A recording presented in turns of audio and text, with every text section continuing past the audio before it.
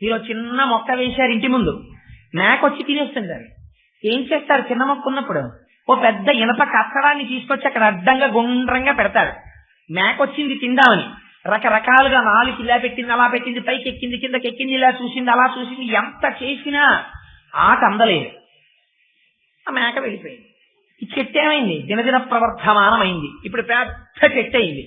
ఆకులు పైకి ఉన్నాయి, కాండం కిందకు. ఇప్పుడు మేకొచ్చింది, ఇలా కాళ్ళేసి పైకెత్తింది. ఇప్పుడు అందదు. తనంత తాను రక్షించుకోగలుగుతోంది ఇప్పుడు చెట్టు. ఒకప్పుడు మీరు వేసిన ఇనప కచ్చడం రక్షించింది ఎక్కడానికి. మీరు చేసే పారాయణ మీరు చెట్టు అవ్వడానికి రక్షిస్తుంది. మామూలుగా జరిగినటువంటి సాయిబాబా గారి లీలల కన్నా కూడా యథార్థమునకు వారు ప్రత్యేకించి తనతో ఉన్న వారిని పిలిచి కూర్చోబెట్టుకుని ఏదైనా ఒక విషయాన్ని ప్రస్తావన చేసి చెప్పారు అంటే దాని ప్రాముఖ్యము అధికముగా ఉంటుంది అని. అలా వారు చెప్పినటువంటి వృత్తాంతాల్లో చెన్నబసవప్ప, వీరభద్రప్ప అనబడేటటువంటి ఇద్దరు వ్యక్తుల యొక్క వృత్తాంతాన్ని మీకు వివరించి ఉన్నాను. వారు మొట్టమొదట ఒకరు పరమ ఐశ్వర్యవంతుడు, వేరొకడు ఆ పొలాన్ని కుదువ పెట్టినటువంటి ఒక స్త్రీ. కానీ జన్మ జన్మాంతరముల యందు ఆ భూమి మీద మమకారం ఉండిపోయింది. ఉండిపోవడంలో ఆయన చెప్పింది కథ కింద చాలా చిన్నది చెప్పారు, కానీ అందులో రహస్యం గొప్పది. ఎందుకు ఆ కథ చెప్పారంటే, మన మనస్సు సంకల్ప వికల్ప సంఘాతం. సంకల్ప వికల్ప సంఘాతం అంటే నీకు గుండె కావాలి అంటే కనపడుతుంది, ఊపిరితిత్తులు కావాలి అంటే కనపడతాయి. ఎవరో డాక్టర్ దగ్గరికి తీసుకెళ్తే ఇవాళ రేపు స్క్రీన్ మీదే చూపిస్తున్నారు. కానీ మీ మనస్సు చూపించండి అన్నారు అనుకోండి, ఎవరు చూపించలేరు. ఎందుచేత అంటే సంకల్ప వికల్పములు, ఆలోచనలు ఉన్నాయే వాటి యొక్క కూడికకి మనస్సు అని పేరు. ఇవి చిత్రంగా ఉంటాయి. మొట్టమొదట మనస్సు దేన్ని అంటుకుంటుందంటే వాసనని అంటుకుంటుంది.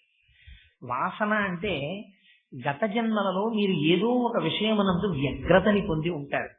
అంటే దాని మీదే అస్తమానం ఆలోచన జరుగుతూ ఉంటుంది, దాని గురించే తాపత్రయపడుతూ ఉంటాడు. ఒకడు తన శరీరము యొక్క సౌందర్యాన్ని పోషించుకోవడం గురించి తాపత్రయపడతాడు. వేరొకడు తనకున్నటువంటి శాస్త్రజ్ఞానం మరిచిపోకుండా ఉండడానికి నిరంతర ఆమ్నాయం చేస్తుంటాడు. అది కొంతవరకు మంచిది, ఉద్ధరిస్తుంది. మూడవది, ఒక్కొక్కడు తన భార్య యందో బిడ్డల యందో విశేషమైన మమకారాన్ని పెట్టుకుంటాడు.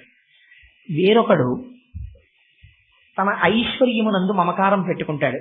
ఇంకొకడు వేరొకరి యందు శత్రుత్వాన్ని పెట్టుకుంటాడు. మనస్సు తెలిసో తెలియకో ఖాళీ దొరికిందనుకోండి అక్కడికి వెళ్ళిపోతుంటుంది. వెళ్ళిపోయి దాని గురించే ఆలోచన చేస్తూ ఉంటుంది. ప్రాణోత్క్రమణము అని ఒక సమయం వస్తుంది. మీరు చాలా జాగ్రత్తగా జ్ఞాపకం పెట్టుకోండి. ప్రాణోత్క్రమణము అంటే ఏదో కాదు, వాయువు ఆగిపోవుట. ప్రాణం అంటే ఏమిటి అంటే వాయువు. వాయుచలనము ఆగిపోవడాన్ని ప్రాణోత్క్రమణం అంటారు. వాయుచలనము ఎంతసేపు ఉంటుందో మనస్సు కూడా అంతసేపే కదులుతుంది. అందుకే అన్నిటికన్నా తొందరగా దేని మీదకి వచ్చేస్తుందంటే మనస్సు ఊపిరి అందట్లేదు అనుకోండి, మనస్సు ఇతర విషయాల గురించి ఆలోచించదు, అటువైపుకి వచ్చేస్తుంది. మనస్సు ప్రాణం మీద ఆధారపడుతుంది. ఆ ప్రాణం వెళ్ళిపోయేటప్పుడు ఎలా వెడుతుంది, ఎప్పుడు వెడుతుంది ఎవరికి తెలియదు. ఎట్నుంచైనా వెళ్ళిపోవచ్చు, ఎందుకంటే ఉన్నది గాలి. ఆ గాలి కొన్ని లక్షల రోమకూపాలు ఉన్నాయి, వెంట్రుకలు ఉన్నటువంటి కన్నాలు. మరి చెమట వస్తోందిగా అందులోంచి బయటికి, ఏదో ఒక రంధ్రంలోంచి బయటికి వెళ్ళిపోతుంది. వెళ్ళిపోయినప్పుడు ఏమవుతుందంటే మనస్సుకి అస్తమానం ఏ విషయం గురించి ఆలోచించడం అలవాటో ఆ వస్తువు దగ్గరే నిలబడిపోతుంది. వెళ్ళిపోయేటప్పుడు గమ్మత్తు ఏమవుతుందంటే, మనం దిగిపోయేటప్పుడు రైల్లో మనతో పాటుగా మన పెట్టి మన బ్యాగు పట్టుకుని దిగిపోయినట్టే చిట్ట చివర శరీరంలోంచి వెళ్ళిపోయేటప్పుడు ఇంద్రియాల్లో ఉన్న శక్తుల్ని సూక్ష్మ శక్తుల కింద తీసేస్తారు. అంటే ఈ కన్ను యొక్క చూసే శక్తి, ముక్కు యొక్క వాసన చూసే శక్తి, ఇలాంటివి మూట కట్టేసుకుంటాడు. కట్టేసుకుని పట్టుకుని మనస్సును పట్టుకుని బయటికి వెళ్ళిపోతాడు. వెళ్ళిపోయి వేరొక ఉపాధిలోకి వెళతాడు. వెళ్ళడంలో ఈశ్వరుడు ఒక గమ్మత్తు చేస్తాడు. ఆయనకు ఉన్నటువంటి గొప్పతనం ఏమిటంటే ఉపాధిని మార్చగలిగినటువంటి హక్కు పరమేశ్వరుడి. నువ్వు చేసిన పాప పుణ్యములను విచారణ చేస్తాడు.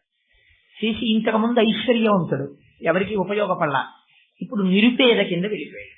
కానీ వాసన ఏమైపోయింది, ఎప్పుడు ఇంకా డబ్బు సంపాదిద్దాం డబ్బు సంపాదిద్దాం డబ్బు సంపాదిద్దాం. ఇప్పుడు ఎలా ఉన్నాడు, అందరిళ్ల ముందుకి వెళ్ళి నిలబడి చేతిలో వేసిన పదార్థాన్ని తిని బతుకుతున్నాడు. అయినా డబ్బు మీద ఆశపోయిందా? డబ్బు గురించి ఆలోచిస్తున్నాడు. వేరొక ఆవిడ పొలాన్ని తాకట్టు పెట్టిన ఆవిడ తన పొలం గురించి ఆలోచిస్తోంది. అందుకని మళ్ళీ దేవాలయ యజమాని కుమారుడి కింద వచ్చాడు. ఇప్పుడు కూడా ఏమైంది? అవే శత్రుత్వ భావనలు నిలబడిపోయాయి. ఇప్పుడు ఇంకా హేయమైనటువంటి జన్మలోకి వెళ్ళిపోవాలి. ఎక్కడికి వెళ్ళిపోయారు? పాము కప్ప అయ్యారు. ఇప్పుడు పాము కప్ప దగ్గరికి వెళ్ళేటప్పటికి ఆస్తి మీద మమకారం అక్కర్లేదు. ఇప్పుడు ఏమిటి? ఒకరి మీద ఒకరికి కక్ష. ఈ కక్ష ఎంత దూరం వెళ్ళిపోయిందంటే ఉపాధిగతం అయిపోయింది.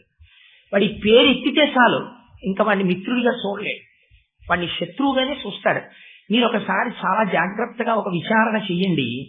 అసలు శత్రుత్వం కానీ మిత్రత్వం కానీ ఎక్కడుంది చెప్పండి. నేను ఒక వ్యక్తిని చాలా ఇష్టపడతాను, అతనంటే నాకు ఇష్టం లేదు. నేను నిద్రపోతూ ఉండగా ఆయన వచ్చాడు అనుకోండి మా ఇంటికి. నా భార్య అతనికి బూర్లు గార్లు అన్ని పెట్టి ఒక కప్పు కాఫీ ఇచ్చింది అనుకోండి. ఏమిటోనమ్మా నా దురదృష్టం, బావగారు మాత్రం నాతో సరిగ్గా మాట్లాడు అని ఉత్తప్పుడు ఎలాగో మాట్లాడమ్మా, దగ్గరికి రానివ్వడు, పడుకున్నాడు కదా కాసేపు బావగారి దగ్గర కూర్చుని వెళ్ళిపోతానని నా దగ్గరికి వచ్చి కాసేపు నా కాళ్ళు పట్టి వెళ్ళిపోయాడు అనుకోండి.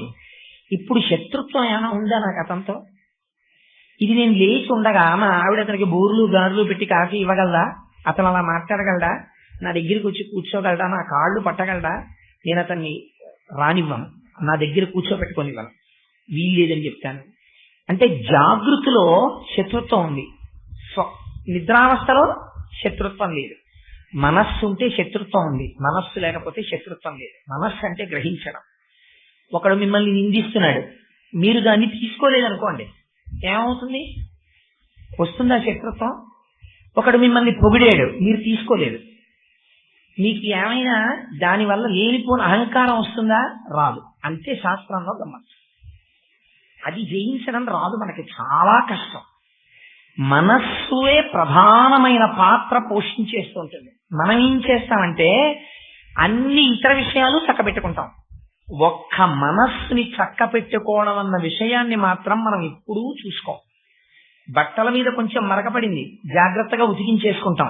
నిమ్మకాయ రసం పోసో కాసింత యాసిడ్ వేసో దాన్ని తొలగించుకుంటాం. కడుపులో కొంచెం తిప్పుతోంది, ఓ టాబ్లెట్ వేసేసుకుంటాం, డాక్టర్ గారి దగ్గరికి వెళ్ళిపోతాం. కానీ మనస్సు పాడవుతోంది, నా మనస్సు పాడవుతోంది, దీన్ని ఆశ్రయించకూడదో దాని వైపుకి తిరుగుతోంది, దీన్ని ప్రక్షాళన చేద్దామని అనుకోడు, మనస్సుకి వశుడవుతాడు. అలా వశుడైపోతే మనిషి జన్మ సర్వోత్కృష్టమైన జన్మలోకి వచ్చిన తుట్టతుటకు దానివల్ల ఫలితం ఏమవుతుందంటే ఆ మనస్సు వెళ్ళిన కొద్దీ కిందికి తీసుకెళ్లి ఆ శత్రుత్వాలు చిట్ట చివరికి ఉపాధిగతమైనటువంటి స్థితికి వెళ్ళిపోయారు. కప్పకి పాముకి వాటికి తెలియదు, గత జన్మలో మేమిద్దరం కొట్టుకున్నామన్న విషయం తెలియదు. కప్పకి పాము శత్రువు అంతే. ఓ పాము కప్పని చూసిందనుకోండి శత్రుత్వం, ఒక సింహం ఏనుగుని చూసిందనుకోండి శత్రుత్వం, ఒక ముంగిస పాముని చూసిందనుకోండి శత్రుత్వం, ఒక కోడి పిల్లని గ్రద్ద చూసిందనుకోండి శత్రుత్వం. దానికి ఇది ప్రే అంటారు ఇంగ్లీష్ లో, పిఆర్ఈవై ప్రే, నాట్ పిఆర్ఏవై. ప్రే అంటే దానికి ఇది బలిగా పడుట. అంటే జన్మ జన్మాంతర శత్రుత్వం ఉండిపోయింది ఉపాధుల మధ్యలో. అందుకే ఇవి రెండు కలుసుకున్నాయి అనుకోండి వెంటనే దెబ్బలాడుకుంటాయి. ఒక పులి మేక ఎదురొచ్చాయి అనుకోండి చంపుకుంటాయి. ఎందుకు చంపుకోవడం? పులి మేకని వదిలిపెట్టకూడదా? ఎక్కడైనా ఒక పులి మేకకి పాలిస్తోంది అనుకోండి జూలో, వెంటనే ఫోటో తీసి పేపర్లో వేస్తారు, ఆశ్చర్యము పులి మేకకు పాలిచ్చుతున్నది. వాట్ ఇఫ్ అంటే అది సహజ శత్రుత్వం, అలా ఇవ్వకూడదు, చంపాలి. చంపట్లేదు, ఆశ్చర్యం. అంటే వాడు ఎవడో చిట్ట చివరిలో ఉపాధిని గెలవడానికి ప్రయత్నం జరిగింది. ఆ పులిగా ఉండగా ఏ మహాత్మ దర్శనం దగ్గరో తెలియకుండానే అది ఆనందాన్ని పొందింది, ఆ మనస్సు బాగుపడింది. అందుకే ఒక్కొక్కసారి అతి క్రూరమైనటువంటి జంతువులు మహాత్ముల సన్నిధానం దగ్గరికి వచ్చి ప్రాణం వదిలేస్తాయి. ఇది తెలియకుండా వాటి మనస్సులో కూడా జరుగుతుంది, వాటికి కూడా మనస్సు ఉంటుంది. మీరు అంతవరకు అక్కర్లేదు, చీమలు ఉన్నాయనుకోండి, చీమలు పుట్టలు పుట్టలుగా ఉన్న చోట మీరు వాటిని కెలికారనుకోండి, అవి నలుగురు తిరిగే మార్గంలో నడవు, వాళ్ళ కాళ్ళ కింద పడిపోతామని గోడలాంచుల నుంచి వెళ్ళిపోతాయి, దానికి భయం ఉంటుంది. సాయిబాబా గారు ఒకసారి మసీదులో ఉండగా ఓ పులి వచ్చింది. ఆ పులి సాయిబాబా గారిని చూసింది, సాయిబాబా గారు పులిని చూశారు, పులి చచ్చిపోయి. ఇది మనకు అర్థం కాదు, ఎందుకంటే అలా పులి చచ్చిపోవడం అని మీరు అడిగారు అనుకోండి. పులి లోపల ఇంతకాలం నుంచి అపారమైన క్రౌర్యంతో కూడుకున్నటువంటి మనస్సు ఒక బ్రహ్మజ్ఞాని యొక్క దర్శనం అయ్యేటప్పటికీ అపారమైనటువంటి సత్వగుణంలోకి వెడుతుంది. వెళ్ళిన తరువాత ఇంకా ఆ ఉపాధిలో ఇమడలేదు. పులి ఉపాధిలోకి పులి జీవుడు ఉండలేడు. ఎందుకని ఇప్పుడు సాత్వికమైపోయింది. సాత్వికమైపోయిన జీవుడు ఇంకా పులి శరీరంలో ఉండలేడు. అందుకని మహాత్మ దర్శనాన్ని తెలిసో తెలియకో చేసింది అనుకోండి, అంతే, అది శరీరాన్ని వదిలేసింది.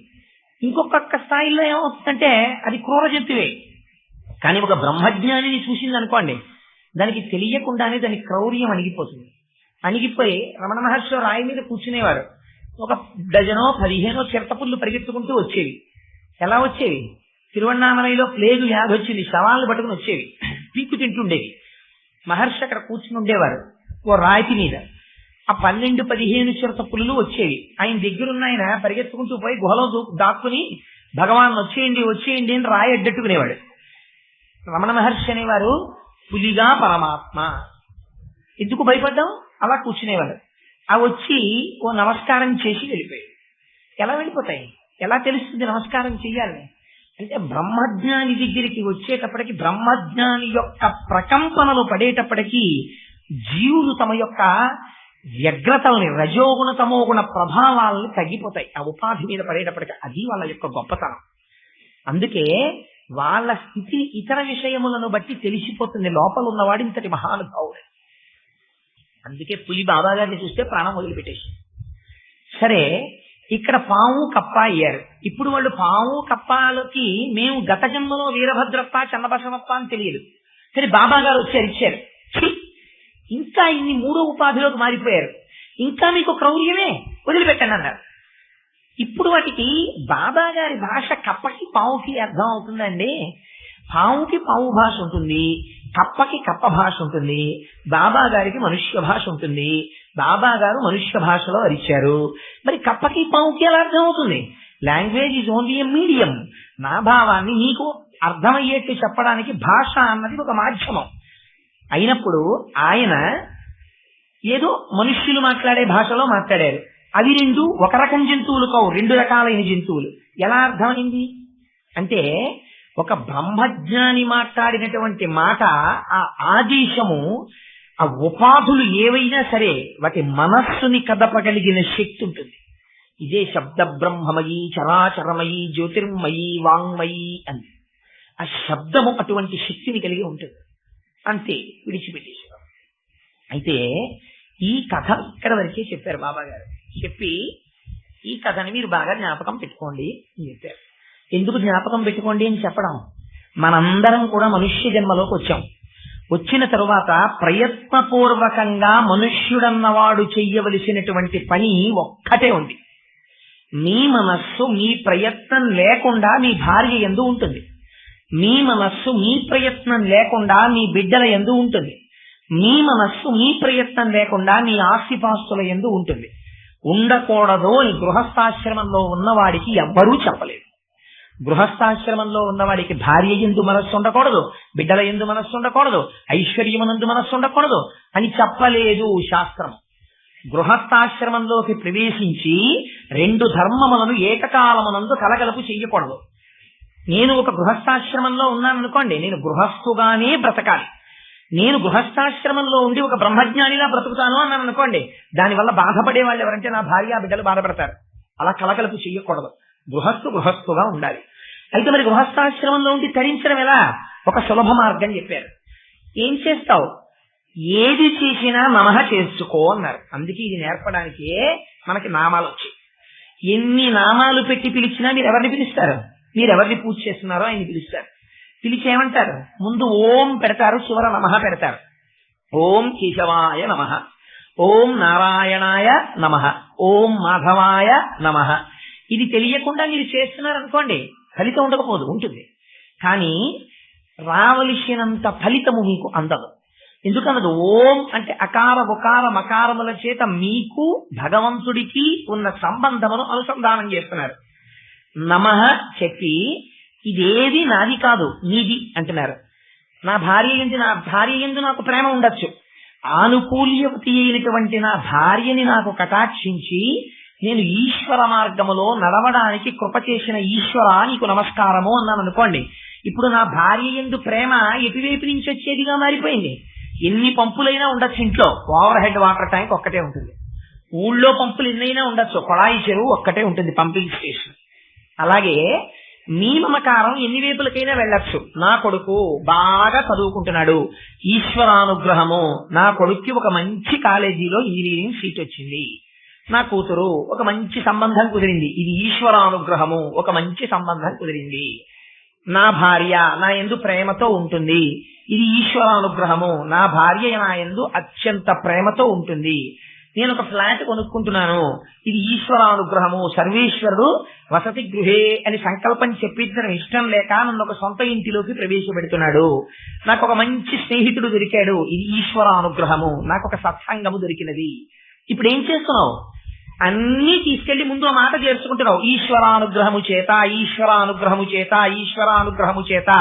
పంపులో నీళ్లు రావట్లేదు, పంపులోకి నీళ్లు పోసుకుంటావా, ఓవర్ హెడ్ వాటర్ ట్యాంక్ లోకి నీళ్లు పోసుకుంటావా?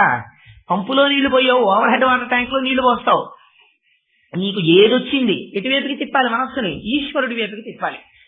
అన్ని సుఖాలే పెడతాయా? ఇలాగా కష్టం వస్తుంది ఒకనాడు, ఏదో ఒక చిన్న కష్టం వస్తుంది. ఓ రోజు ఒంట్లో బాగులేదు, ఏమవుతానండి ఇన్ని ఉపన్యాసాలు చెప్తున్నాను అయినా కూడా నాకు కడుపులో తిప్పుతుంది, నాకు వాంతి అయిపోయిందని బెంగెట్టుకుంటావా? బెంగెట్టుకోకూడదు. ఏమనాలి? ఈశ్వరానుగ్రహము.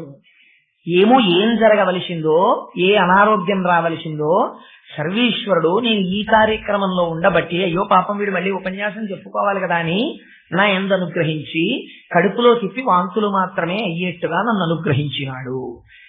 కష్టమని సుఖమని దీంతో కలుపుకుంటావు, ఈశ్వరుడితో కలుపుకుంటావు. కలుపుకుంటే ఏమైపోయింది? ఇప్పుడు నీకు దీని పట్ల మమకారం, ప్రధానమైన దాని పట్ల మమకారం, ఏదొచ్చినా ఈశ్వరానుగ్రహం అంటుంటావు.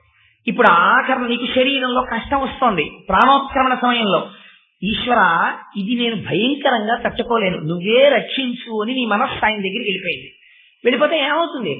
వెళ్ళక తప్పదు, దీన్ని వదిలి తేలికగా విడిపడతావు.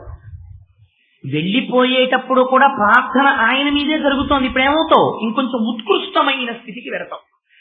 ఐశ్వర్యమునందు ఉత్కృష్టత, బిడ్డలయందు ఉత్కృష్టత, పాండిత్యమునందు ఉత్కృష్టత. అంతకుముందు నీకు చెప్పిన వాళ్ళు లేరు. ఇలా ఉపాసన చేయబోయ్, ఇలా పూజ చేసుకోబోయ్, ఇలా సంధ్యావందనం చేసుకోబోయ్ అని చెప్పిన వాడు లేడు. నాకు అలాంటి తండ్రికి కొడుగ్గా పుట్టుంటే నేను నిజంగా ఎంత ఉద్ధరింపబడుతునో అని మీకు మనసులో కోరికుండిపోయింది. అది అనుకునేవారు ఈశ్వరానుగ్రహం చేత నేను అలాంటి ఆయనకి కొడుకైతే, లేకపోతే నేను అటువంటి ఆయనకి అక్క చెల్లెలనైతే అని కోరుకున్నారు. ఏం చేస్తారు? అదే చేస్తారు. వచ్చే జన్మలో ఒక మహాపండితుడు, అనుష్ఠానం తెలుసున్నటువంటి వాడు, ఈశ్వరుణ్ణి నమ్ముకున్న మహాభక్తునికి కుమారుడిగా పుడతారు. పుడితే ఏమవుతుంది? తండ్రిని మించిన గురువు ప్రపంచమునందు లేడు. ఆ తండ్రి తొడ మీద కూర్చుంటారు, ఆయన నీకు జ్ఞాన బోధ చేస్తాడు, ఆయన గాయత్రి ఉపదేశం చేస్తాడు, ఆయన పక్కన కూర్చోబెట్టుకుని పూజ చేయిస్తాడు. ఇప్పుడు ఏమైంది? బంగారపు పళ్ళెమునకు గోడ చేరుపు అబ్బినది. ఉత్కృష్టత వైపుకి నడిచారా, నడవలేదా? నడవాలి. అందుకని ఇప్పుడు ఏమైంది? మనుష్య జన్మకి మనస్సు అత్యంత జాగ్రత్త తీసుకోవలసిన అంశము. మీరు ప్రయత్నపూర్వకముగా దానికి ఆలంబనం ఇవ్వలేదనుకోండి, దానికి ఏం కావాలో తెలుసా? ఎప్పుడూ ఒక వస్తువు కావాలి పట్టుకోవడానికి మనస్సుకి. అది ఏం చేస్తుందంటే మీరిస్తే పుచ్చుకుంటుంది, ముందు తిరస్కరిస్తుంది. మనస్సుకున్న గుణం నేను చేయలేదు. మీరు బాగా గుర్తుపెట్టుకోండి. ఇది కోటేశ్వరరావు గారు చెప్పింది అబద్ధమా నిజమా? కోటేశ్వరరావు సొంతమేం కాదు, శాస్త్రంలో ఉన్నమాట చెప్తున్నాను. ముందు మీరు ఒక పని చేశారనుకోండి, నేను చేయనంటుంది. మీరు 10 రోజులు చేయించారనుకోండి, అందుకే ముందు కర్మేంద్రియాల పట్ల ఆసక్తి చూపించమన్నారు. బలవంతంగా శరీరాన్ని తీసుకెళ్లి కూర్చోబెట్టారనుకోండి, 15 రోజులు పోయాక అది ఏమంటుందంటే ఈ పని చేయకుండా నేను ఉండలేనండి. దాని తప్పేం ఉండదు పాపం. మీరు రోజు పొద్దున్నే లేచి అరగంట సేపు కూర్చొనుట అన్నారు అనుకోండి, ఇదే బాబా గారు చెప్పారు. ఎప్పుడూ కూడా కష్టం ఏమిటో సమస్య ఏమిటో చెప్పి విడిచిపెట్టేసినటువంటి వాడు గురువు కాడు. ఇలా నువ్వు పాడైపోతున్నావు అన్నారు అనుకోండి, ఇంకా గురువు ఏమిటి? నువ్వు ఏం జరుగుతుందో చెప్పాడు ఆయన, దానికి గురువు ఎందుకు? దానికి గురువు అక్కర్లేదు. మాకు చిన్నప్పుడు మాస్టర్ ఉండేవారు, ఆయన వచ్చి కూర్చుని ఇప్పుడే ఏం చదువుతున్నారా అనేవారు. అంటే ఏదో చదువుకుంటారా కాసేపు అనేవారు. మాస్టర్ సోషల్లో 3వ పాఠం చదువుతున్నానండి. అది రాదా నీకు అనేవారు. రాదు మాస్టారు, అందుకే చదువుతున్నానండి. ఇంతకు ముందు చదివితే రాంది, ఇప్పుడు చదివితే వస్తుందా నీ బుర్రా, ఎందుకు చదవడం అనేవారు. ఓహో అలాగా అంటే మళ్ళీ ఓ పావుగంట పోయిన తర్వాత ఏం చదువుతున్నావు అనేవారు. 1వ పాఠం చదువుతున్నానండి అనేవారు. ఎందుకు చదువుతున్నావు? ఇది వచ్చిన పాఠమేనండి. అందులో వచ్చిన పాఠం చదవడం ఎందుకు నీ బుర్ర అనేవారు. వచ్చింది చదవకూడదు, రాంది చదివి ప్రయోజనం లేదు. కాబట్టి ఏం చెయ్యాలి ఇప్పుడు? ఇప్పుడు గురువు అయోమయంలోకి తీసుకెళ్ళినట్టు. అలా ఉండకూడదు. గురువు జరుగుతున్న పొరపాటుని దిద్దగలిగినటువంటి వాడై ఉండాలి. ఆయన మాకు మహానుభావుడు చాలా అద్భుతంగా పాఠాలు చెప్పారు. నేను క్షమింపబడిన దాకా నేను వారిని విమర్శించట్లేదు. ఆయన ఒక హాస్య ధోరణిలో బహుశా మాట్లాడుంటారంతే. అందుకని ఆ గురువు అనేటటువంటి వాడు ఉపాసనలో వచ్చేటటువంటి తొట్టుపాటుని దిద్దగలగాలి. అలా ఎవరు దిద్దుతారో ఆయన మాత్రమే గురువు. ఆయనకే సమర్థత కలిగిన గురువు అంటారు. సమర్థ సద్గురు సాయినాథ మహారాజుకి జై అంటున్నారు మీరు. సమర్థత అంటే ఏంటి? తనని తాను ఉద్ధరించుకోవడానికి సమర్థత ఎందుకు? ఆయన పండిపోయారు. ఆయన అందుకు సమర్థత అక్కర్లేదు. మిమ్మల్ని ఉద్ధరించడానికి సమర్థత కావాలి. ఎందుకు? ఎక్కడో పడున్నాం మనందరం. ఈ పడున్న వాళ్ళందరినీ పైకి లేపాలి. పైకి లేపడం అంటే ఎలా ఉంటుందో తెలుసా అండి? రామకృష్ణ పరమహంస చెప్తారు. అయస్కాంతము అక్కడే ఉంది, సూది అక్కడే ఉంది. ఈ అయస్కాంతం సూదిని పట్టుకుంటుంది, అది దాని ధర్మం కదా. అయస్కాంతం సూదిని పట్టుకోదండి. సూది దగ్గరికి పట్టుకెళ్ళి మీరు అయస్కాంతాన్ని పెట్టారు, ఆ సూది వెళ్ళటం లేదు అయస్కాంతం దగ్గరికి. అయస్కాంతం లాక్కోవట్లేదు. అయస్కాంతం లాక్కోలేదు అంటే అది అబద్ధం. అయస్కాంతం లాగుతోంది, కానీ సూది లేవట్లేదు, అంటుకోవట్లేదు. ఎందుకు అంటుకోవట్లేదు? అది చాలా కాలం నుంచి మట్టిలో పడుంది, దానికి మట్టి అంటుకుంది. పైన మట్టి అంటుకోవడం చేత సూది అయస్కాంతమునకు మధ్యలో ఉన్న మట్టిని తెలివైన వాడు ఏం చేస్తాడు? తీసి ఓసారి బట్ట పెట్టో పాతకుండా అట్టుకొచ్చి ఇలా తుడిచేస్తాడు. తుడిచి అయస్కాంతం పెడతాడు, ఠక్కన అంటుకుంటుంది. ఇప్పటి వరకు మీ మనస్సుని తిప్పుకోవడం మీకు చేత కాలేదు. ఎక్కడ పెట్టుకోవాలో తప్పేం లేదు. భార్య యందు ఉండడం తప్పు కాదు. ఈశ్వరానుగ్రహముగా భార్య యందు అని మీరు అనలేదు. ఓం కేశవాయ నమః, ఓం నారాయణాయ నమః అంటున్నారు. అది యాంత్రీకరణం అయిపోతుంది పూజ. దాని భావము మీకు తెలియలేదు. ఇప్పుడు దిద్దుతాడు గురువు. అలా కాదురా, ఇదే సూదిని తుడుచుట. మీరు పారాయణ పారాయణ పారాయణ పారాయణ చేస్తారు. పారాయణ ఎందుకు చేస్తున్నారు చెప్పండి నాకు. పారాయణ చేస్తే ఇది ప్రయోజనము. ఆల్ రైట్, పారాయణ ఈజ్ ఎ గుడ్ థింగ్. మీరు చేస్తున్నారు పారాయణ. పారాయణ వల్ల ప్రత్యక్ష ప్రయోజనం ఏమి మీరు జ్ఞాపకం పెట్టుకోండి బాగా. ఎందుకు పారాయణము అంటే, పారాయణం అనేటటువంటిది మీకు ఏనుగు పక్కన ఉన్నటువంటి మావటి వంటిది. మీకు అప్పటి వరకు కుక్కను చూస్తే కుక్క కర్ర పెట్టి కొడతారు. మీరు సాయిబాబా గారి జీవిత చరిత్ర పారాయణం చేశారు. కుక్కను ఒక ఆవిడ కర్ర పెట్టి కొట్టింది. బాబా గారి వీపు మీద కర్ర దెబ్బ కట్టు తేలింది. కుక్క ఎందున్నవాడను నేనే అని చెప్పారు ఆయన. మీరు పారాయణం చేశారు. మర్నాడు కూడా కర్ర పెట్టి కుక్కను కొట్టబోయారు. మీకు ఇది గుర్తొస్తుంది. అరేరే, కర్ర పెట్టి కొడితే బాబా గారి వీపు మీద పడిందిరా, కుక్కలో ఉన్నవాడు కూడా పరమాత్మే. అందుకని ఏం చెయ్యాలి? ఓ కుక్క, కుక్క రూపమునున్న బాబా దా అని కౌగిలించుకుని పూజా మందిరంలో కూర్చోబెట్టగలవా? ఒక పరమ యథార్థం చెప్తున్నాను, నువ్వు ఆ స్థాయికి ఎదగలేదు. అంగీకరించండి, గుడ్డలు మీరు చెయ్యేస్తాయి. అలా మీరు ఎరిగిపోతే మీరు బ్రహ్మజ్ఞానం. అసలు మీరు సభలో ఉంటారు, మీరు ఎక్కడో గుహలో ఉంటారు. మీరు కాదు, నేను కాదు, మనది ఆ స్థాయి కాదు. ఏ జ్ఞాని కెనాట్ బి ఇమిటేటెడ్. కాబట్టి మీరు ఏం చేస్తారు? గృహస్థు స్థాయిలో ఓ మాట చెప్పండి. ఈ కుక్క రూపంలో బాబా ఉన్నారు, బాబా రండి 4 గారెలు తినండి, ఓ పళ్ళెంలో పెట్టండి. కుక్క తింటోంది, బాబా తింటున్నారని భావన చేయండి.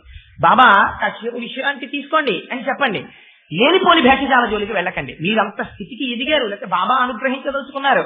ఆనాడు వారి ఇంట్లోకి వస్తే మీరు కూర్చోబెట్టగలిగితే మీ అదృష్టం. ఆ స్థాయిలో చూడగలిగితే, మీరంతా ఎదిగితే.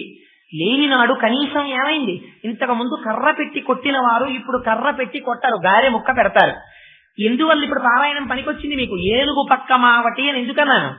ఏనుగు నడిచేటప్పుడు ఉట్టినే వెళ్ళదు, ఆ తొండం ఉట్టినే ఉండదు. ఏనుగు తొండం ఎప్పుడూ కదిలే వాటిల్లో ఏనుగు తొండం ఒకటి, మనస్సోటి సమానం, కోతొకటి. ఈ తొండం పెట్టేది అలా వెళ్ళిపోతూ వెళ్ళిపోతూ ఏం చేస్తుందంటే, మీరు కష్టపడి పెంచుకున్నటువంటి మారేడు దళాల చెట్టు కొమ్మని ఇలా పట్టుకుని వంచైపోతుంది. మామట ఏం చేస్తాడంటే హో అని పొడుస్తాడు. ఇలా వెంటనే తొండాన్ని ఇలా తిప్పేసి ఓసారి ఇలా అని, ఓసారి పైకెత్తి, ఓసారి ఇలా అని, మళ్ళీ కిందకి దింపుకుని మళ్ళీ 4 అడుగులు వేసుకుని ఊరుకుంటుంది అనుకుంటున్నారా? ఇలా వెళ్ళిపోతూ మళ్ళీ ఎవరో కనపడితే ఇలా ఇలా అంటాడు, మళ్ళీ హో అంటాడు, మళ్ళీ తొండం తిప్పుకుంటుంది. ఇప్పుడు తొండం కదులుతోంది, ప్రమాదం ఉందా? లేదు. ఎందుకని? మామట ఉన్నాడు. మనస్సు కదులుతోంది, ప్రమాదం ఉందా? పారాయణ జరుగుతోంది. అందుకు మీతో సుబ్బారావు పారాయణ చేయించాం. ఇది మీ మనస్సులోకి ఎక్కితే ఏనుగు తొండము వలన ప్రమాదము రాకూడదు. మీరు చిన్న మొక్క వేశారు ఇంటి ముందు, మేకొచ్చి తినేస్తుంది. దాన్ని ఏం చేస్తారు? చిన్న మొక్క ఉన్నప్పుడు ఓ పెద్ద ఇనప కట్టడాన్ని తీసుకొచ్చి అక్కడ అడ్డంగా గుండ్రంగా పెడతారు.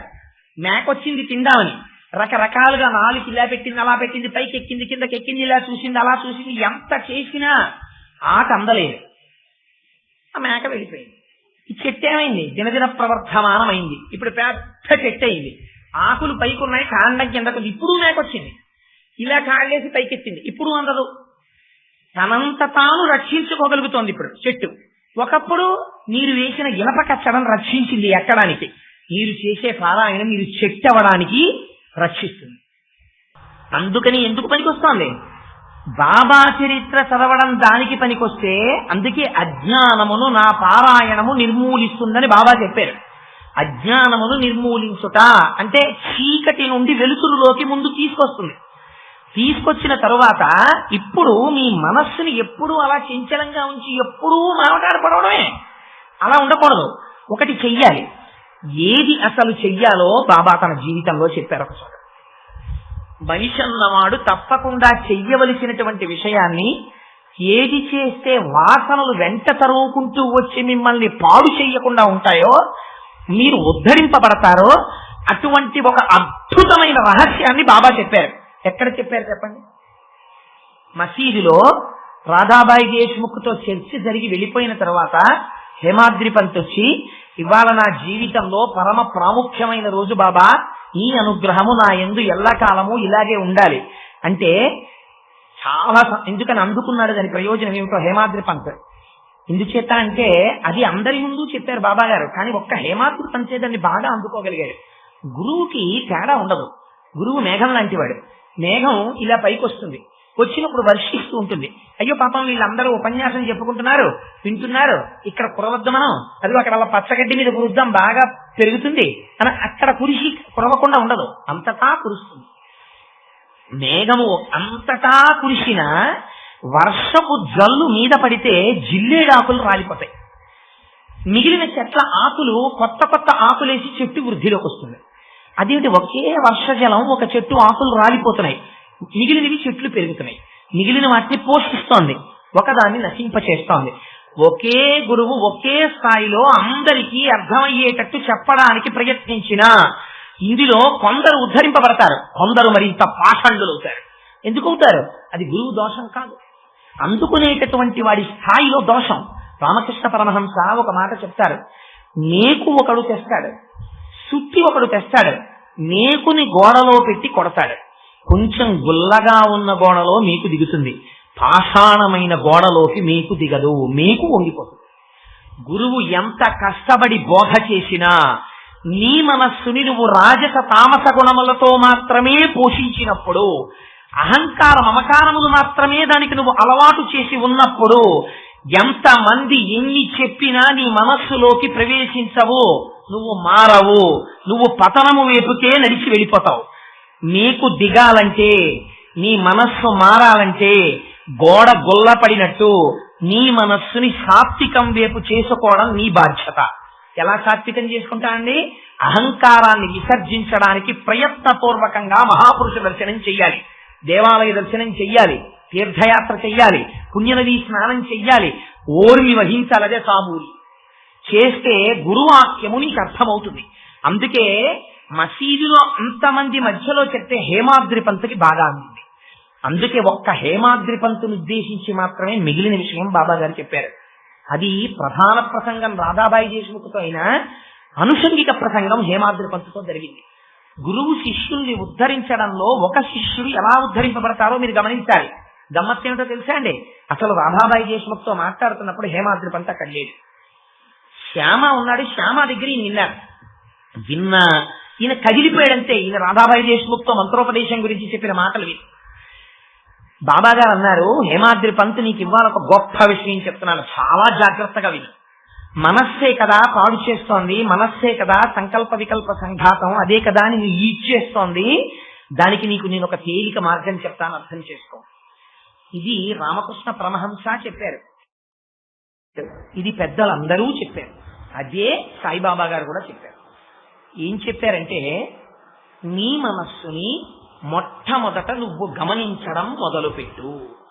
మనం లోకాన్నంతటినీ గమనిస్తాం. ఆ ఎదురింటి వాళ్ళు ఏం చేస్తున్నారు, ఈ ఎదురింటి వాళ్ళు ఏం చేస్తున్నారు, అల్ల పక్క వాళ్ళు ఎప్పుడు వచ్చారు, ఇలా 4 రోజులు అయిందా, ఎదురింట్లో వాళ్ళు ఊరి నుంచి వచ్చారా రాలేదా, ఇంకా తాళం కప్పే ఉందా, తలుపులు తీశారా, అన్ని విషయాల మీద మన దృష్టి ఉంటుంది. నీ లోపల ఉన్నటువంటి మనస్సుని నువ్వు ఎప్పుడైనా వాచ్ చేసావా? ఎంత గమ్మత్తుగా ఇది చిందులేస్తోందిరా అని ఎప్పుడైనా చూసావా? ఎప్పుడు చూడవు. సాక్షిగా కూర్చుని నీ మనస్సుని చూడు.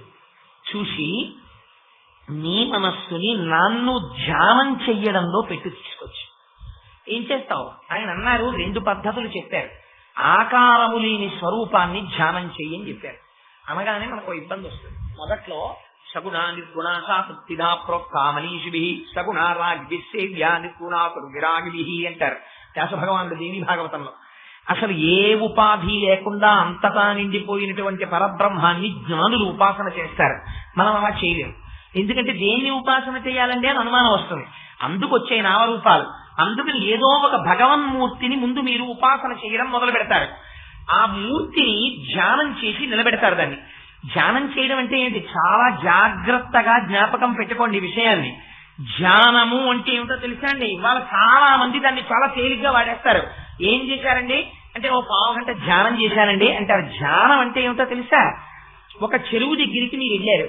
చెరువు యొక్క అడుగుని చూద్దాం అనుకున్నారు. చెరువు అడుగు మీకు ఎప్పుడు కనపడుతుంది? చెరువు అడుగు ఉంది, మీకు కనపడుతుంది.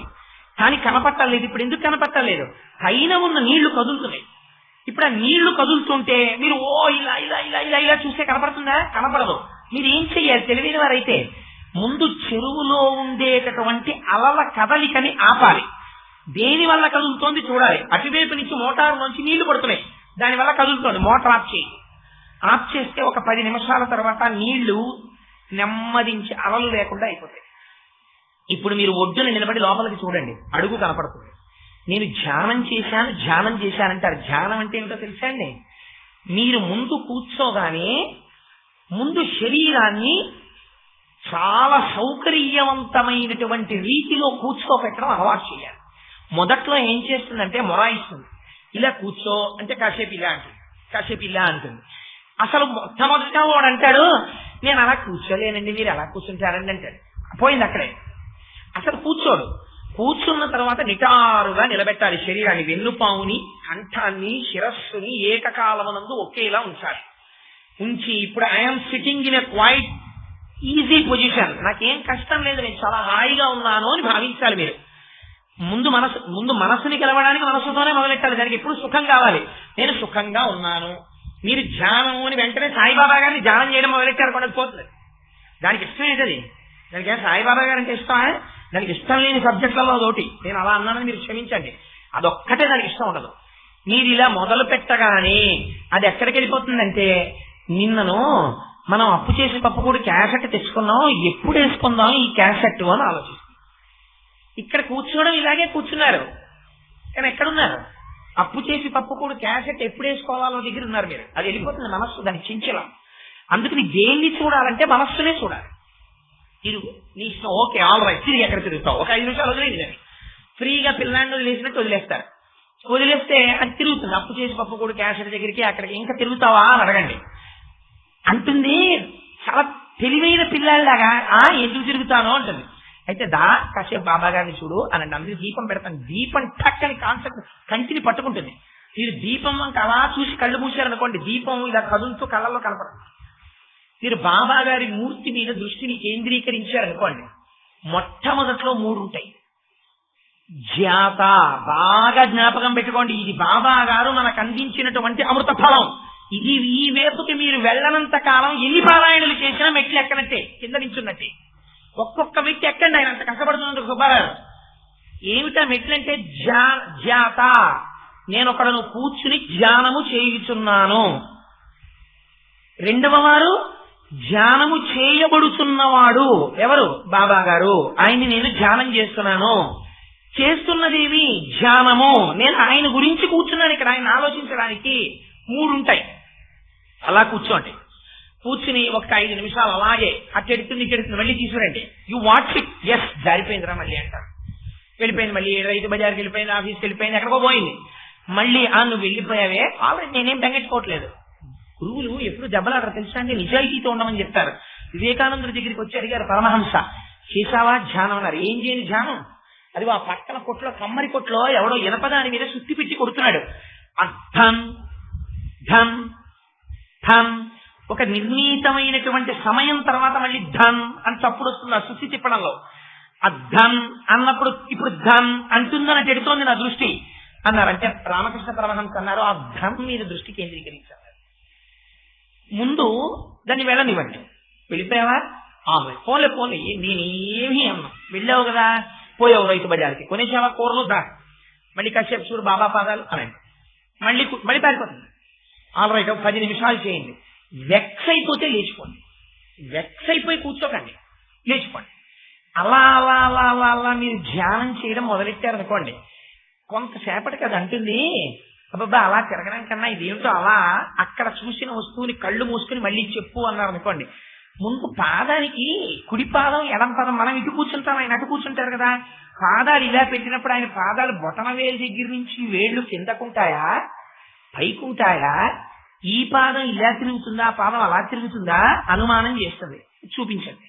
ఇప్పుడు మళ్ళీ మళ్ళీ చెప్పండి. కొంతసేపటికి ఏమైపోతుందంటే మూడోది వదిలేస్తుంది, ధ్యానము అన్నది పోతుంది, మర్చిపోయి జాత ధ్యేయము, చేస్తున్నవాడు చేయబడుతున్నవాడు ఇద్దరు మిగులుతాడు. ఇప్పుడేమవుతుంది, అన్ని వెనక్కి వచ్చేస్తాయి. కన్ను చూడడం మానేస్తుంది, కన్ను లేదా ఉంటుంది కానీ ఏం చూడదు, అలా ఉంటుంది. కానీ అలా బాబా గారి పాదాలే చూస్తుంటుంది. చెవు ఫోన్ వచ్చింది వినపడదు, అంత దృష్టి కూడా వెనక్కి వెళ్ళి మనస్సులోకి వెళ్ళిపోతుంది. ఏదో చీమ అలా వచ్చి ఎక్కింది తెలియదు, స్పర్శేంద్రియం పనిచేయట్లేదా, మనస్సులోకి వెళ్ళదు, దృష్టి అక్కడ ఉండిపోతుంది. ఉండిపోతే ఇప్పుడు ఎంతమంది మిగిలిపోయారు, మీరు చూస్తున్నారు అది చూడబడుతున్నది. గమ్మత్తు ఏమిటో తెలుసా అండి, 3వ దశని మాత్రం ఇంకా వాక్కులతో చెప్పడానికి కుదరదు. ఏమైపోతారంటే 3వ దశలో ఎవరిని మీరు ధ్యానం చేస్తున్నారో వారు మీరైపోతారు. అప్పుడు జాత ధ్యేయము 2 ఉండవు, 2 కలిసిపోయి ఒకటైపోతాయి. ఎలా అయిపోతాయంటే ఒక ఉదాహరణ మాత్రం చెప్తాను. ఒక పంచదార చిలక, పంచదారతో చేయబడింది చిలక, అది సముద్రము యొక్క అడుగుని తెలుసుకుంటాను అని సముద్రంలోకి బయలుదేరింది అనుకోండి. ఉప్పు నీటిలో ప్రయాణం చేస్తుంటే ఏమవుతుంది, ముందు రెక్కలు కరిగిపోతాయి, తర్వాత కాళ్ళు కరిగిపోతాయి, తర్వాత పొట్ట కరిగిపోతుంది. అది అడుగుకి వెళ్ళేటప్పటికి ఏమైపోయింది, చిలక కరిగిపోతుంది. ఇప్పుడు చిలకేది సముద్రమే, చిలకకి వేరే ఆస్తిత్వం ఉందేంటి, చిలక సముద్రమే. సముద్రము నుంచి చిలక పైకి వస్తుందా, రాదు. సముద్రమునకు చిలకకు అభేదము, జాతకు ధ్యేయమునకు అభేదము, ఒక్కటైపోతారు. ఇది అమృతత్వం. ఇది సమసోమా జ్యోతిర్గమయ మృత్యోర్మ అమృతంగమయ. ఇది ఈ ధ్యానానికి అలవాటు పడింది అనుకోండి, మనస్సు చాలా ప్రశాంతంగా ఉంటుంది. 2 సార్లు 3 సార్లు ప్రారంభం చేశారనుకోండి, చక్కగా కూర్చుని రైలు పెట్టెలో వెళ్ళిపోతున్నారు, ఎవరో ఏదో మాట్లాడుకుంటున్నారు, మీకు ఇష్టం లేదు, మీరు ఎవరితో పూర్వం గొడవ పడతారు, ఏంటంటే ఆ మాటలు వేశారు అంటారు. ఇప్పుడు అదేముండదు, మీరు మామూలుగా ఇలా కళ్ళు తెరిచి ఉంటాయి, అందరూ మామూలుగా మీరు ఏదో అలా చూస్తున్నారు అనుకుంటారు, కానీ మీరు చూసేది బాబా గారిని చూస్తుంటారు. ఎక్కడుందో, ఎవరు అరుస్తున్నారో, ఎటెడుతోందో ఏం తెలియదు. మీరు బాబాతో ఐక్యమైపోయి అలా బాబా గురించే ధ్యానం చేస్తూ ఉంటారు. ఇలా క్రమంగా అలవాటు పడితే ఏమవుతుందంటే తన పని తనకి నడుస్తూ ఉంటుంది, దృష్టి మాత్రము ఈశ్వరుని యందు ఉంటుంది. ఎలా ఉంటుందంటే నెత్తి మీద బిందె పెట్టుకున్న స్త్రీ నడిచి వెళ్ళిపోతూ ఉంటుంది, చేతులు ఊపుకుంటూ పక్క వాళ్ళతో మాట్లాడుతూ ఉంటుంది, కానీ దృష్టి అంతా తల మీద ఉన్న బిందె మీద ఉంటుంది. తన పని తను నడుస్తూ ఉంటుంది. ఓ అరగంట ఆఫీస్ లో పని చేస్తాడు, బాబు ఒకసారి కాసేపు పార్వతీ పరమేశ్వర పాదాలు చూద్దాం అనిపిస్తుంది. దానికి ఎవరి పర్మిషన్ అక్కర్లేదు, ఎవ్వరికీ తెలియదు కూడా. ఒక్క క్షణం అంతే చక్కన తెలిపోతాడు. అలాగే కూర్చుని ఏదో టేబుల్లో వెతుకుతున్నట్టు అలా దృష్టి అటు ఏదో కౌంటర్ చూస్తున్నట్టు, ఫైల్ చూస్తున్నట్టు అలాగే ఉంటాడు. అని ఒక్కసారి నీ ఇష్టదేవతామూర్తుల యొక్క పాదాలు చూస్తూ అలా ఒక్క 4 నిమిషాలు ఉండడం అలవాటు అయిపోతుంది. అలా అలవాటు అయిపోయింది అనుకోండి, ఏదో ఒక స్థితిలో ఆ ధ్యానము సంపూర్ణత్వాన్ని పొందేస్తుంది. అప్పుడు ఆ మనస్సు ఎలా అయిపోతుందంటే, కన్నులు తెరిచి ఉన్నప్పటికీ రామకృష్ణ పరమహంస తన శిష్యులతో ఒక అద్భుతమైన మాట చెప్తారు. ఒక పక్షి తన గుడ్లని పొదుగుతూ ఉంటుంది. మీరు ఒక్కసారి ఆ దృశ్యాన్ని మనస్సులో జాగ్రత్తగా దర్శనం చేయండి. ఒక పక్షి ఉంది, గూడు లోపల మెత్తగా ఉంటుంది, ఎందుకంటే టైలరింగ్ షాప్ దగ్గర కింద పారేసినటువంటి మెత్తటి గుడ్డముక్కలన్నీ తెచ్చుకుంటుంది పక్షి. లోపల చక్కటి బెడ్ వేసుకుంటుంది, అందులో గుడ్డు మీద గుడ్డు పెట్టదు, పగిలిపోతుందని ముగ్గిపోయిన సపోటా పల్లెట్టినట్టు ఇలా చుట్టూ పెట్టుకుంటుంది ఒక 5-6 గుడ్లు. రెక్కలు ఇలా పెడుతుంది, తన బరువంతా గుడ్ల మీద ఆన్సదు, కాళ్ళు రెండు కొంచెం వెడల్పుగా పెట్టి ఇలా ఇలా ఇలా ఇలా జరిగి ఆ గుడ్లు తన కడుపుకి మాత్రమే తగిలేటట్టు, గుడ్డు లోపల పిండం ఉంది, ఆ పిండం అమ్మ కడుపులోంచి తగులుతున్న వేడి చేత గుడ్డు లోపల ఉన్న పిండము పక్షి కంటి చేత దర్శనము చేయబడనది పిండము పిల్లగా మారుతోంది. ఆ తన వేడి చేత పిండము పిల్లగా మారుతున్నటువంటి ఆ సన్నివేశము మనస్సు చేత అనుభవించినటువంటి పక్షి కళ్ళు తిరిగి చూస్తున్నా కూడా కదలిక లేకుండా ఎంత ఆనందంగా అలా కూర్చుని పొదుగుతున్నప్పుడు ఉండిపోతుందో, ధ్యానమునందు ఈశ్వర పాదముల యందు నిమగ్నమైన మీ మనస్సు అలా ఉండిపోతుంది. ఇది సుఖము. ఇందుకు మనుష్య జన్మ. ఇది పిపీలికాది పర్యంతములో ఇతర జీవులు చెయ్యవు. ఇది నువ్వు చెయ్యాలి. ఇది నువ్వు చెయ్యకపోతే నీ మనస్సు అచ్చోసిన ఆంబోతు కళ్ళె వదిలేసిన గుర్రం, అది తిరుగుతూ ఉంటుంది. ఏమవుతావు? అదిగో ఆనాడు ధనికుడు మళ్ళీ ఆ లోభి ఇంకా కింద జన్మలోకి వెళ్ళినట్టే వెళ్ళిపోతావు. అందుకని ఏం చేస్తావో తెలుసా? అనంతమును నిండిపోయినటువంటి పరమాత్మ యందు ధ్యానము చెయ్యి. చిట్ట చివరికి వివేకానందుడు చేసి తెలిపాడు తెలుసా అండి? ఒక గ్లాస్ అక్కడ పెడితే గ్లాసు మీద ధ్యానం చేశాడు. వాటి గ్లాసు భగవంతుడు కాదా? అంతర్బహిష్ట సర్వం వ్యాప్య నారాయణ స్థితః. ఈ ద్రాక్ష పళ్ళలో ఏదో మామిడి పళ్ళో ఆ సంచి ఈశ్వర స్వరూపము ఇవాళ ఇలా వచ్చినది అనుకుని మీరు కాసేపు కళ్ళు మూసుకుని ఇలా యువతల పక్కన యూలా ఉండి అవతల పక్కన కొంచెం ఉండి కొద్దిగా తెలుసుకుని తెల్లటి కవరు లోపల నుంచి కనపడుతున్న 2 మామిడి పళ్ళ యొక్క స్వరూపాన్ని అలా ఒక 10 నిమిషాలు ధ్యానం చేశారనుకోండి, ఏమవుతుంది? దృష్టి కేంద్రీకరణం అలవాటు అవుతుంది, ఆరోగ్యం ఇంప్రూవ్ అవుతుంది. ఎందుకంటే వాడికి టెన్షన్స్ ఉండవు. 2 అలా కేంద్రీకరణం అలవాటైపోతే ఎటు తిరిగినా ఇటు వస్తూ ఉంటుంది. అలా అలా అలా అలా వచ్చి విశ్రాంతి స్థానమును చేరిపోతుంది. వృద్ధాప్యం వచ్చేసింది అనుకోండి, చింత ఉండదు. అప్పుడు హాయిగా ఎక్కడ కూర్చోనివ్వండి. శంకర భగవత్పాదులు దీన్నే మానస పూజ అన్నారు. రత్నైకల్పితమానకం హిమజలై స్నానం చ దివ్యాంబరం నానారత్న విభూషితం మృగమదామోదాంకితం చందనం జాజీ చంపక బిల్వపత్రచితం పుష్పం చ ధూపం తథా దీపం దేవదయానిధే పశుపతే హృత్కల్పితం గృహ్యతాం. ఎవరికైనా తెలుస్తుందా? ఎవరికి తెలియదు. మీరు అక్కడే కూర్చుని ఉంటారు బాల్కనీలో. ఇంట్లో కోడలు, కొడుకు, కూతురు, అల్లుడు, మనవలు టీవీ చూస్తూ ఉంటారు. మీరు అక్కడ కూర్చుని వారణాసి పుణ్యక్షేత్రానికి వెళుతూ ఆ ఇరుకైన సందులోంచి వెళుతూ ఓ 5 రూపాయల కాగితం ఇచ్చి 4 మారేడు దళాలు, చక్కగా విచ్చుకున్నటువంటి సంపంగి పువ్వులు, మల్లె పువ్వులు అన్ని ఉన్నటువంటి ఒక బుట్ట కొనుక్కుంటారు. ఇంతలో ఎవరో తెలుసున్న వాళ్ళు కనబడి కోటేశ్వరారు గుళ్ళో తెలుసున్నారా, ఇవ్వనండి జాజి పూలు అవి తెచ్చాను తీసుకెళ్ళండి అంటారు. ఈ బుట్ట అంతా పట్టుకుని చక్కగా రాజద్వారంలోంచి హరహర మహాదేవ శంభో శంకర అని లోపల కడతారు. ఎడం పక్కన ఎదురుగుండా చూడగానే లక్ష్మీనారాయణులు కనపడతారు. వాళ్ళకు ఒక నమస్కారం చేస్తారు. ఇటు కుడి పక్కన ఒక శివలింగం ఉంటుంది. ఆ శివలింగానికి నమస్కారం చేసుకుంటారు. ఆ ధ్వజస్తంభాన్ని దాటి అలా లోపలికి వెడతారు. వెళ్ళి కుడి పక్కకి తిరగగానే లోపలికి శివలింగం ఉంటుంది. మానస పూజ చేసేటప్పుడు మీకు ఎవరు అడ్డొస్తారు? ఎవరు రారు. మీ పై మీద ఉత్తరీయం తీసి 2 మడతలు వేసి నడుము కట్టుకుంటారు. కంచె కొంచెం గోచి పోసి పైకి కట్టుకుంటారు. లోపలికి వెళ్ళి చక్కగా పద్మాసనం వేసి కూర్చుంటారు. ఒక బంగారు పాత్రలో మల్లెలు, జాజులు, మారేడు దళాలు అన్నీ ఉన్నాయి. చిన్న విశ్వేశ్వర లింగం. ఓ బంగారు చెంబుతో తీసి పాలు పోస్తూ నమస్తే అస్తు భగవన్ విశ్వేశ్వరాయ మహాదేవాయ త్రయంబకాయ త్రిపురాంతకాయ త్రికాగ్నికాలాయ కాలాగ్నిరుద్రాయ అంటున్నారు.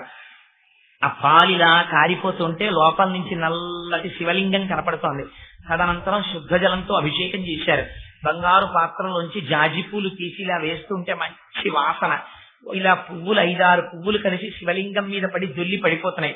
ఒక్కొక్కసారి 2 పూలు 3 పూలు శివలింగం మీద ఉండిపోతున్నాయి. మారేడు పత్రితో పూజ చేశారు. ఆ శివలింగానికి నుదురు కొట్టుకుని నమస్కారం చేసుకున్నారు. దానికున్న విభూతి తీసి మీరు పెట్టుకున్నారు. అన్నపూర్ణమ్మ దగ్గరికి వెళ్ళి నమస్కారం చేశారు. అమ్మ పాదాల దగ్గర ఉన్న బొట్టు తీసి మీరు పెట్టుకున్నారు. ఆ ప్రాంగణంలో కూర్చుని సాంబ సదా శివ సాంబ సదా శివ సాంబ సదా శివ సాంబ శివ అని భజన చేసుకుంటున్నారు. ఇవన్నీ మీకు ఏమైనా అక్కడికి వచ్చేస్తాయా? మీరు మనస్సుతో వెళ్ళిపోయారు. ఎలా వెళ్ళిపోయారు? దానికి అలవాటు చేశారు మీరు. ఇలా చూడగానే పట్టుకుంటుంది. ఎందుకంటే దానికి ఆ కేంద్రీకరణం అలవాటు అయిపోయింది. ఆ ధ్యానం, నిరంతర ధ్యానము దానికి అలవాటు పడినది. అందుకే ఏ వస్తువునైనా దానికి ఇష్టం మీరు అలవాటు చేశారు దాని యందు. అందుకని దాన్ని అలా చూశాడు అనుకోండి, ఇక్కడికి వెళ్ళిపోతుంది కూర్చుంటుంది.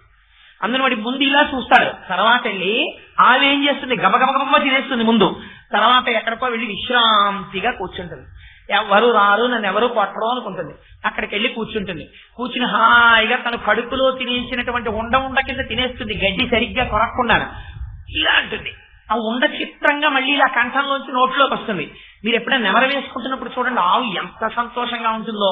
ఇలా అరమోర్పు కన్నులు పెట్టుకుని అలా లోకాన్ని అంతటినీ చూస్తూ, ఈ దిక్మాల కోటేశ్వరం మళ్ళీ వచ్చేసాడు అన్నం తినడానికి ఆఫీస్ నుంచి, మళ్ళీ పోతాడు 2:30 అయ్యేటప్పటికి, ఇలా తిరుగుతూ ఉంటాడు కుక్కల్లే అనుకుంటూ హాయిగా అని మెల్లగా. ఎంత మెత్తగా నవ్వుతుందో, అంత నవలకపోతే పాలు ఎక్కడి నుంచి వస్తాయండి? అంత బాగా నగిలి మళ్ళీ మింగుతుంది. చిత్రం ఏంటంటే మింగింది అంతకు ముందు పక్కన తొందరగా మింగింది అంతా కలవదు. ఎంత గమ్మత్తుగా తీస్తుందో మళ్ళీ ఇటు నుంచి ఇంకో ముద్దలాగుతుంది. మళ్ళీ హాయిగా అలా నెమర వేసుకుంటుంది, మళ్ళీ మింగుతుంది. దేవాలయంలోకి వెళ్ళినప్పుడు దర్శనం చేయడంలో ఆవు తిన్నట్టు తిను, చక్క ఇలా చూడు, కానీ దృష్టి కేంద్రీకరణ అయిపోవాలంటే చక్కర పట్టుకోవాలి కన్ను మనస్సు. కాని నాడు ఎన్నిసార్లు వెళ్ళి ఏం ప్రయోజనం? పట్టుకుని కూర్చొని ఒక్కసారి మళ్ళీ వెళ్ళాలి. నువ్వు ఏ క్షేత్రానికి వెళ్ళావో ఆ క్షేత్రానికి ఎప్పుడు వెళ్ళిపోతావు. ఎందుకని ఏ మూలకైనా నువ్వు వెళ్ళిపోతావు, ఏదైనా చూసేస్తావు. యథార్థం చెప్పనా? శనివారం నాడు వెంకటాచలంలో దర్శనానికి వెళ్ళిన వాళ్ళకన్నా మీరు చేసే పూజ వెంకటేశ్వరుడికి అందుతుంది. ఎందుకని మీరు ప్రశాంతమైన మనస్సుతో చేస్తున్నారు. ఇది అందిపోతుంది ఈశ్వరుడికి. ప్రధానమీది మనస్సే. ధ్యానము ధ్యానము ధ్యానము. హేమాద్రి పంత్ మర్చిపోకు, ఇది ప్రధానం. సాకారముగా నా మూర్తి ఎందు నిలుపు, నిరాకారమైన బ్రహ్మ తేజస్సు ఎందు నిలుపు.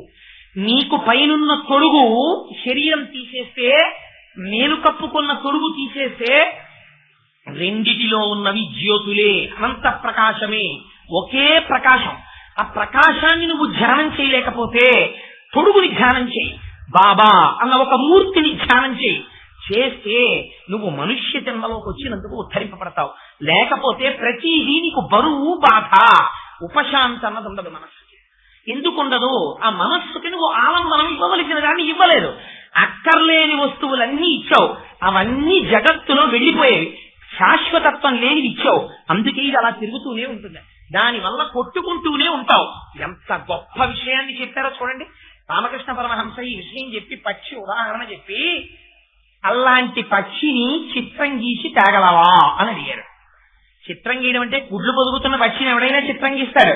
కానీ గుడ్లు పొదుగుతున్నప్పుడు పొందేటటువంటి అవ్యాజమైన ఆనందము, కన్నులలో కనపడుతూ మాతృభావనని అనుభవిస్తూ బాహ్య ప్రపంచమునందు సంబంధములన్నీ తెగిపోయి తనలో తాను ఆనందములు పొందుతూ ప్రపంచమునందు ఏ దృష్టి లేనటువంటి పక్షి యొక్క ఆనందానుభూతి ప్రదర్శింపబడినటువంటి కన్నులను చిత్రించగలగాలి. ఆ భావమును చిత్రించగలవా అని అడిగారు. చిత్రం ఏమిటో తెలుసండి? ఈ మధ్య రామకృష్ణ మిషన్ వాళ్ళు రిలీజ్ చేశారు అలాంటి ఫోటో. నేను తెల్లబోయాను నిజంగా ఫోటో చూసి. నిజంగా దీన్ని ఎన్లార్జ్ చేసి ఇంట్లో పెట్టాలా అనుకున్నాను. అటువంటి ఫోటో రిలీజ్ చేశారు రామకృష్ణ మిషన్ వాళ్ళు. ఆ ధ్యానానికే వాళ్ళు 5 ఇంద్రియాలు కదా, 5 ఇంద్రియాలు గుర్రాలను పట్టుకు తిరుగుతుంటుంది.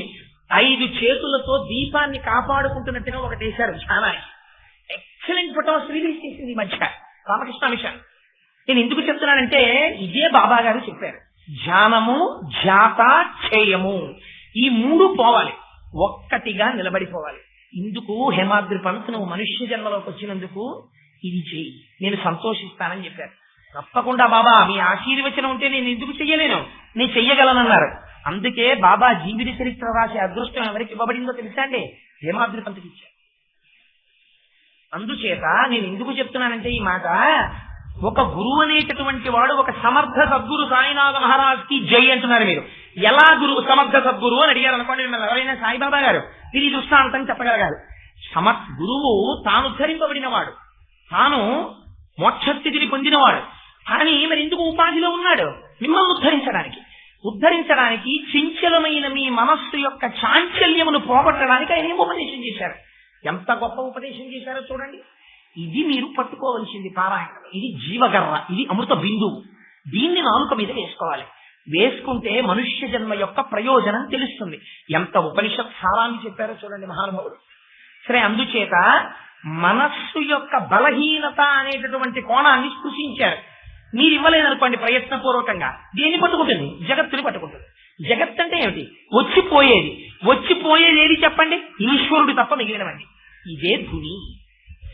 సాయిబాబా గారి గుళ్ళో ధుని పెట్టామండి, సాయిబాబా గారి గుళ్ళో ధుని పెట్టామండి అంటుంటారు. ధుని అనగా ఏమి?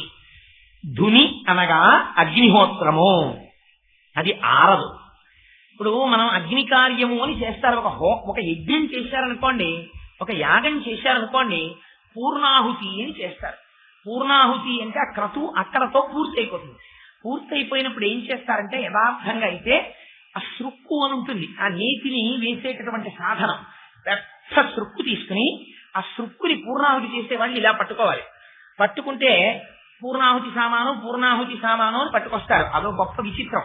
పూర్ణాహుతి సామానికి కొబ్బరికాయ పనికిరాదు, కొబ్బరి కురిడి పనికొస్తుంది. ఏమిటి గమ్మత్తు? నీరుంటే పనికిరాదు, నీరుండిపోతే పెచ్చు నుంచి విడిపోతుంది. లేదా అందులోనే ఉంది కానీ దాంతో సంబంధం ఉందా? లేదు. ఊపితే గుడుగుడు ఆడుతూ ఉంటుంది, సంబంధం లేదు, ఊడిపోయింది. ఇందులోనే ఉన్నాడు కానీ దీంతో సంబంధం లేదు, గుడుగుడు ఆడుతూ విడిపోయి ఉన్నాడు. ఇది జ్ఞాని యొక్క లక్షణం. తిరుగుతూనే ఉంటాడు. కొబ్బరికాయ కురిడి ఒకలాగే ఉంటాయి. కొట్టారనుకోండి పెంకు కురిడి విడిపోతాయి.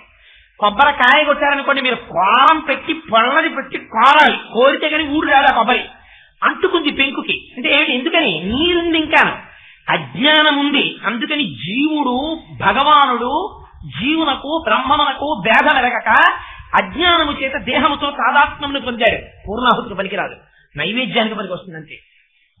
విడిపోయింది, నీరు ఆవిరైపోయింది, ఎండిపోయింది కొబ్బరి, టెంక నుంచి ఊడిపోయింది, పెంచు నుంచి కొడితే పెచ్చట్టు వెళ్ళిపోయింది, ఇటు వచ్చేసింది. దాని తెల్లో కురిడి వచ్చిందండి మా ఇంట్లో కొబ్బరికాయలో, తినడానికి పనికిరాదు. ఏం చేయమంటారు? కురిడి వచ్చింది, దాన్ని వెంటనే నైవేద్యం పెట్టేయాలి. కొబ్బరికాయలు కొట్టి పచ్చడి చేసుకోవచ్చేమో, కొబ్బరికాయలు బహుశని ఇప్పుడు అలా చేయడం మంచిది కాదు. కొబ్బరికాయ అంటే దేవుడికి నైవేద్యం, కొబ్బరికాయ ఏదైనా నైవేద్యమే. అలా కాకుండా కురిడి, అది పూర్ణాహుతికి. పూర్ణాహుతి అనగా పూర్ణమద పూర్ణవిధం పూర్ణముదచ్చ. సరే, ఇప్పుడు మళ్ళీ ఆ పూర్ణాహుతి, కొబ్బరి పెంకు, కురిడి ఇవన్నీ మొదలంటే ఎప్పటికవును ఇంకా కదా. అందుకని ఆ కురిడి దేంట్లో వేస్తాం? పూర్ణాహుతిలో వేస్తాం. ఒకసారి పూర్ణాహుతి అయిపోయింది అనుకోండి, పూర్ణాహుతి అయిపోయిందండి ఇంక అందులో ఏం వేయకండి అంటారు. అగ్నిహోత్రంలో పూర్ణాహుతి సామాను వేసేసిన తర్వాత, ఏమంటే మర్చిపోయామండి, మేము గంధపు చెక్క కట్టుకొచ్చాం, వేస్తామండి, వెయ్యకూడదు. ఇంకా పూర్ణాహుతి అయిపోయింది. పూర్ణాహుతి అయిపోతే ఏం చేయాలి? దర్భని ఆ అగ్నిహోత్రంలో కాల్చి తీసి దాని మీద నేతి బొట్టు వేసి ఆ నల్లటి ముద్దని తీసుకొచ్చి లలాటమనందు పెట్టుకుంటారు. అంతే, అక్కడితో అయిపోయింది. పూర్ణాహుతి అయిపోయినటువంటి హోమగుండమునకు ప్రదక్షిణం చేసి నమస్కారం చేసి వెళ్ళిపోవాలి. అంతేగాని అందులో ఇంకేం వేయకూడదు. ధుని ఉంది, పూర్ణాహుతి లేదు, ఎప్పుడూ వెలుగుతుంది. మీరు చాలా జాగ్రత్తగా జ్ఞాపకం పెట్టుకోండి. చాలా మంది ఈ భేదం తెలియక ధుని గురించి ఏదోదో మాట్లాడేస్తుంటారు. ధుని అనగా పూర్ణాహుతి లేనిది, అందుకే ఎప్పుడూ వెలుగుతూ ఉంటుంది. సాయిబాబా గారి కాలంలో రగల్చబడినటువంటి ధుని ఒక కాలమునందు ఆగిపోవడం అన్నది లేదు, అది ఎప్పుడూ అలా వెలుగుతూనే ఉంటుంది. ఏమిటి దాని అర్థం నాకు చెప్పండి? ఎందుకు అలా కాల్చడం? దీనికి ఆయన 2 ప్రక్రియలు ఏకకాలమునందు చేశారు. ఒకటి కాలాలి కదా, ఒకటి కాలాలి అంటే మీరు ఒకసారి రగిలిస్తే చాలా అగ్నిహోత్రాన్ని చాలా జాగ్రత్తగా జ్ఞాపకం పెట్టుకోండి. ధుని గురించి, అగ్ని ఒక్కసారి రగలిస్తే చాలు, కానీ అది ఎప్పుడూ రగులుతూ ఉండాలంటే మాత్రం మీరు ఏదో ఒకటి తెచ్చి వేస్తూ ఉండాలి. అందులో వెయ్యాలా వద్దా? ఏదో ఒకటి వెయ్యాలి, లేకపోతే అగ్నిహోత్రం ఆగిపోతుంది. మళ్ళీ వేసినప్పుడల్లా అగ్నిహోత్రం వెలిగించాలా? అక్కర్లేదు, ఒకసారి వెలిగిస్తే చాలు. కానీ వెయ్యడం మాత్రం ఎప్పుడూ వేస్తూనే ఉండాలి. అందులో వేస్తుంటేనే నిరంతర అగ్నిహోత్రము ధురవుతుంది. లేకపోతే పూర్ణాహుతి అయిపోయింది కదా, ఒక అగ్నిహోత్రపు గుండం అవుతుంది, ఒక హోమగుండం అయిపోతుంది. అది ధుని బాబా గారు పెట్టింది. ఆయన పెట్టడంలోనే ఆ చాకచక్యం ఉంది, ఆ తెలివితేటలు ఉన్నాయి. పైకి కనపడకుండా నడిపించేశారే. అర్థమైన వాడికి అర్థం అవుతుంది, అందుకున్నవాడు అందుకుంటాడు. ఎందుక ధుని అంటే ధునిలో ఏం వెయ్యాలి? ఇప్పుడు ఆగిపోకుండా ఉండాలంటే కట్టెలు వెయ్యాలి. కట్టెలు వెయ్యండి, పళ్ళు వెయ్యండి, పువ్వులు వెయ్యండి, ఇంకోటి వెయ్యండి, వేస్తూనే ఉండాలి. కాబట్టి పదార్థాలు కావాలి కాబట్టి ఇప్పుడు ఏం కావాలి? డబ్బులు కావాలి. అస్తమానం పదార్థాలు వస్తాయా? మరి ఆయన సర్వసంగ పరిత్యాగి, మహాజ్ఞాని, యోగ సిద్ధిని పొందినవాడు. ఆయన కట్టెలు కొనుక్కోవడానికి ధునిలో వేయడానికి వెళ్ళి డబ్బులు పుచ్చుకోవచ్చా? ఏమంటే కట్టెలు కొనాలంటే ఓ 10 రూపాయలు ఇవ్వండి అని ఎవరినన్నా అడగచ్చా? అడగకూడదు, దక్షిణ పుచ్చుకునేవాడు. మరి దక్షిణ ధుని ఈ 2 సమన్వయం జరుగుతాయి బాబా గారి సమక్షంలో. ఏమిటి సమన్వయం? మీరు ఎప్పుడన్నా ఆలోచించారా? దక్షిణ పుచ్చుకుంటారు, పుచ్చుకునే ఆ దక్షిణలో చాలా ఎక్కువ భాగం పేదవాళ్ళకి దానం చేసిస్తారు. చేసేసి కొంత సొమ్ము ఏం చేస్తారంటే కట్టెలు కొంటారు. కొన్ని ఆ కట్టెలు తెచ్చి ధుడిలో పడేస్తుంటారు. ఏం చేస్తుంది అగ్నిహోత్రం? కాల్చేస్తుంది. ఇంతే ఏం చేసి. ఎందుకు ఈ పని చేయడం అంటే మీరు బాగా జ్ఞాపకం పెట్టుకోండి. మీరు అగ్నిహోత్రంలోకి వస్తువులన్నింటినీ వేస్తున్నారు అనుకోండి, ఇది కాగితము కాబట్టి ఇది చాలా గొప్ప వస్తువు, ఈ కాగితం మీద చాలా మంచి మంచి విషయాలు రాయొచ్చు కాబట్టి నేను కాగితాన్ని బూడిది చెయ్యడం ఏమిటి, నేను కాగితాన్ని బూడిది చెయ్యను కాబట్టి నేను కాగితాన్ని ఇంకోటి ఏదైనా చేస్తాను. ఒక కర్ర, ఇది జడమైన పదార్థం కాబట్టి దీన్ని బూడిది చేస్తాను. ఇది పువ్వు, ఇది చాలా అలంకారప్రాయమైంది, ఇది తామర పువ్వు, ఇది ఇందులో లక్ష్మీదేవి కూర్చుంటుంది, ఇది లక్ష్మీ స్థానం, దీన్ని నేను కాల్చడం ఏమిటి, కాల్చను, కేవలం ఒడిలిపోయేటట్టు చేస్తాను అని అగ్నిహోత్రములకు వస్తువులను యొక్క స్వరూపాన్ని మార్చడంలో ఏదైనా తారతమ్యం ఉంటుందా? ఓ తామర పువ్వు మీరు వేశారనుకోండి, ఏమవ్వాలి? అగ్నిహోత్రంలో బూడిదైపోతుంది. ఒక కాగితం మీరు వేశారు, ఏమవుతుంది? బూడిదైపోతుంది. ఒక కర్ర మీరు వేశారు, ఏమవుతుంది? బూడిదైపోతుంది. మీరు పట్టుకెళ్ళి 4 పళ్ళు వేశారు, ఏమవుతాయి? బూడిదైపోతాయి. మీరు ఏం వేయండి బూడిదవుతుంది. బూడిదేమవుతుంది? ఇంకేమవుతుంది. అదేంటంటే ఎందుకలా బూడిదైపోతే ఏమిటి మీకు సంతోషం? ఎందుకలా బూడిచ్చేసేయడం? ఇక్కడ ఉంది గమ్మత్తంతా. ఈ బూడిద అయిపోతే దీన్ని ఆయన ఏం చేసేవారంటే మళ్ళీ ఆ దిరిలోంచి తీయించేవారు. తీయించి విభూతి అనేవారు. ఏమిటి విభూతి అంటే మనకి ఏదైనా ఒక పదమునకు సమగ్రమైనటువంటి అర్థం చెప్పాలి అంటే ప్రామాణికముగా పండితులు అంగీకరించేటట్టు చెప్పగలగాలంటే మనకి అమరకోశం అని ఒక పుస్తకం ఉంది. అమరకోశం ఏం చెప్పిందో దాన్ని మాత్రమే మీరు చెప్పాలి. అది సాధికారికము. ఆ మాటకి ఇంకా ఎదురుండదు. అమరకోశం వ్యాఖ్యానం చేసింది విభూతి అనగా ఏమి అన్నదాని గురించి. అదండి ఈశ్వరస్య భావేన ఈశ్వరస్య భావ విభూతి. ఈశ్వర భావనము విభూతి. ఎంత చిత్రమైన మాట చూడండి.